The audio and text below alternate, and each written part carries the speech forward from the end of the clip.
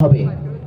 সেই নির্বাচনে প্রায় 4 কোটি তরুণ ভোটার, 12 কোটি ভোটারের প্রায় 1/3, 3/1 হচ্ছে তরুণ, যাদের মনোভাব নির্ধারণ করে দিতে পারে আগামী 5 বছর রাষ্ট্র ক্ষমতায় কোন রাজনৈতিক জোটটি আসতে পারে।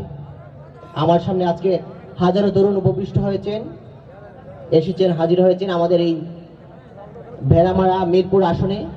বাংলাদেশ জাতীয়তাবাদী দল